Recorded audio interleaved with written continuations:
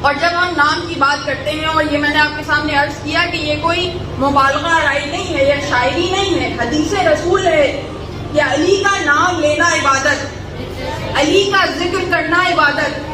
تو یہ عبادت ہے کہ جیسے کہ کعبۃ اللہ کو دیکھنا عبادت، اسی طرح علی کے چہرے کو دیکھنا عبادت، علی کا نام لینا عبادت، علی کا ذکر کرنا عبادت. تو جب اتنا علی علی ہم کرتے ہیں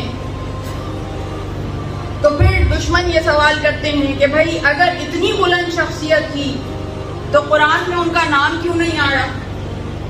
پروردگار عالم نے ان کا نام قرآن میں کیوں نہیں لکھا؟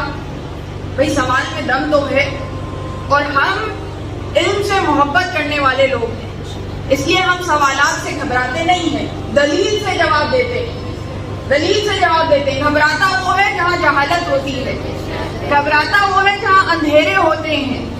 ہم تو باب العلم کے در سے متمسک ہیں، تو وہاں روشنی ہی روشنی ہے.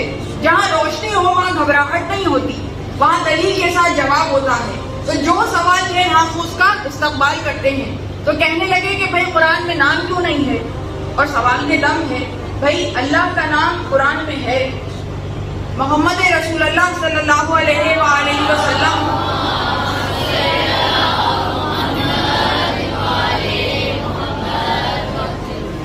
نبی برحق کا نام قرآن میں موجود ہے. تو اب اگر پروردگار عالم علی کا نام قرآن میں لکھ دیتا، اور علی ہی کیا، میں نے آپ کے سامنے عرض کیا کہ کتنی روایتیں موجود ہیں کہ جن میں ان 12 ائمہ کے نام موجود ہیں، اور کہا گیا کہ میرے بعد میرے خلیفہ 12 ہوں گے، میرے بعد میرے امام 12 ہوں گے. کہیں خلیفہ کا لفظ ہے، خلفہ کا لفظ ہے، کہیں امام کا لفظ ہے، مگر اثنا عشری کا صیغہ محفوظ ہے، 12 کا صیغہ محفوظ ہے کہ 12 خلیفہ ہوں گے یا 12 امام ہوں گے. تو اب اگر پروردگار عالم ان 12 اماموں کے نام، ان 12 خلفہ کے نام قرآن میں لکھ دیتا تو کتنی آسانی ہو جاتی، سارے جھگڑے مٹ جاتے، سارے جھگڑے مٹ جاتے. تو اب جب سوال یہ ذہن میں آتا ہے، اور دیکھیے پروردگار عالم لکھ سکتا تھا، کوئی مشکل بات تو نہیں ہے.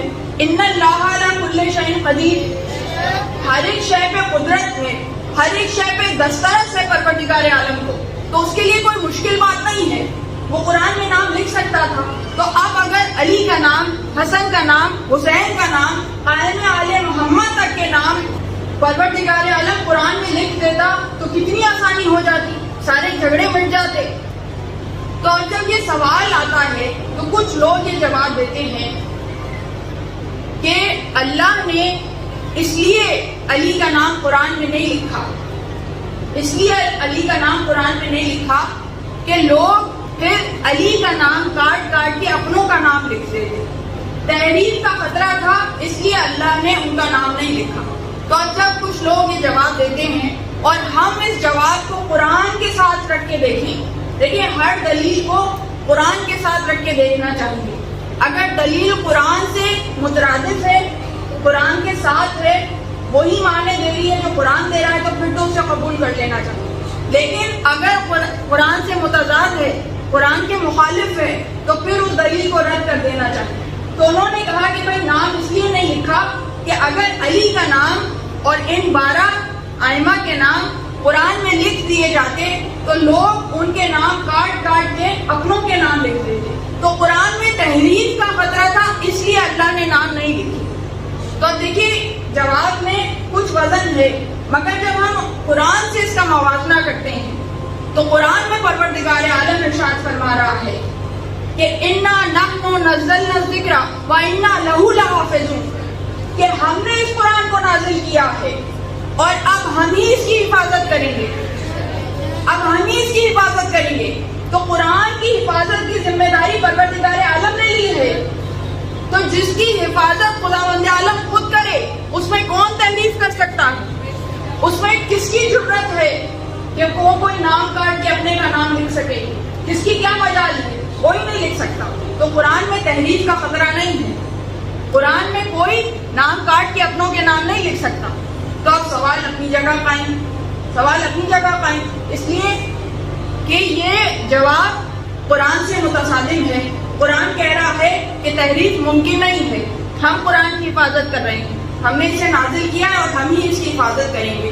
تو اب سوال اپنی جگہ ہے کہ اگر علی کا نام, حسن کا نام, حسین کا نام, ان 12 علی کے نام, ان 12 ائمہ کے نام, ان 12 خلفاء کے نام پروردگار عالم قرآن میں لکھ دیتا تو کتنی سہولت ہو جاتی, سارے جھگڑے مٹ جاتے.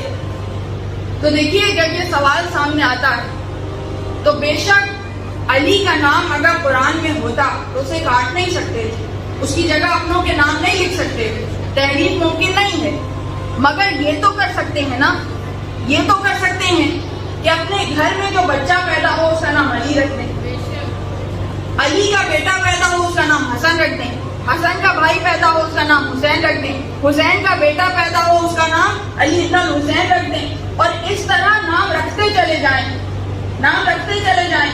تو کتنے شجروں پہ شجرے تیار ہو جائیں گے جو ہو بہو قرآن کے جیسے.